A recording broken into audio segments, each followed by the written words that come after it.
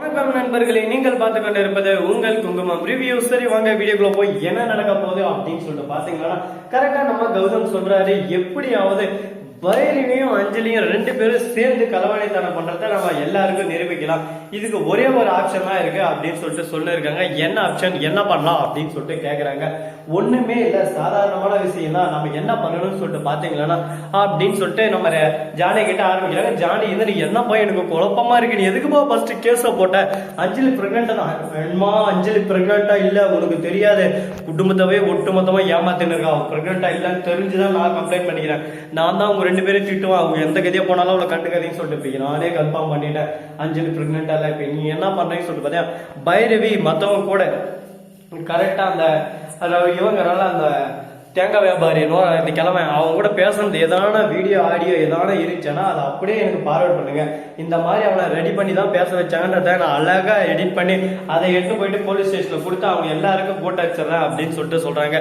இதை கேட்டதும் ஓகே, நீ சொன்னா கரெக்டா தான் இருக்கு கௌதம், நான் போறேன் அப்படின்னு சொல்லிட்டு வெளியே போய் அசாத மெல்ல மெல்ல மெல்ல மெல்ல மெல்ல மெல்ல அப்படின்னு சொல்லிட்டு சைட்ல பாக்குறாங்க. பார்த்தா சாப்பிட்டு இருக்காங்க.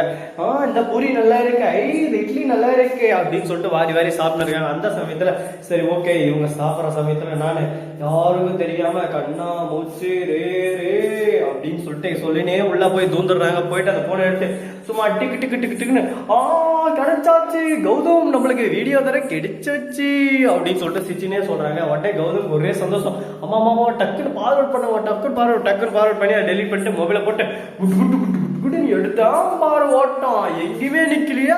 லாஸ்ட்ல போய் பார்த்தோம் வீட்டுல ரூம்ல தூங்கினுக்கிறேன் அப்படின்ற மாதிரி ஒரு பக்கம் கான்செப்ட் போயின்னு இருக்கு. நம்ம கௌதம் எப்படியோ அதை ஒரு வழியை எடுத்துடுறாரு. மறுபக்கம் என்ன நடக்குன்னு சொல்லிட்டு பாத்தீங்கன்னா, கரெக்டா நம்ம கௌதம் அதை பாக்குறாரு. பார்த்துட்டு டிசம்பர் லக்கு, இதுக்கப்புறம் பாரு யாரால எப்படி எப்படி வைக்கணும், எங்க வைக்கணும் அடிக்கிற விதத்துல அடிச்சு இலக்கியாவை வெளியே கொண்டாட விதத்துல கொண்டாட போறேன்.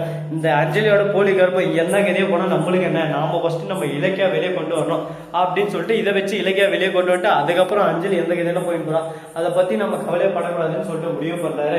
இந்த ஐடியாவும் நல்லா தான் இருக்கு. சரி இப்படி ஒரு பக்கம் போயிடுறதால மறுபக்கம் நம்ம கார்த்திக் கேடு கேட்டவங்க ஏன் சொல்றோம்னு சொல்லிட்டு பாத்தீங்கன்னா, எவ்வளவு ஹெல்ப் பண்ணி இவரை எங்க இருந்தாலும் காப்பாத்தி கடத்தனவங்கிட்ட இருந்து காப்பாத்தி இவரை கூட்டு வந்து வீட்டுல வச்சா எல்லா பிரச்சனையில இருந்து காப்பாத்துறது ரெண்டு பேர் தான். ஆனா ஒரு டைம் இவ்வளவு தப்பா போடுதுன்னு உங்க வேலை பழிபட்டம் தான் இருக்கிறானே தவிர கார்த்தி இந்த பக்கம் நியாயம் இருக்கா இல்லையான்னு சொல்லிட்டு விசாரிக்காமே தப்பாவே புரிஞ்சுக்கிறான். இந்த மாதிரி கார்த்தி இருக்கிறதுனால கார்த்தி முட்டாள் தான் சொல்லிட்டு நான் 100% சொல்லுவேன். இதனாலதான் நான் அந்த அஞ்சலியை நல்லாவே சும்மா ஏமாத்தி ஓட்டுக்கிறதெல்லாம் பிடிங்கி அபேஸ் பண்ணிடுறா போல.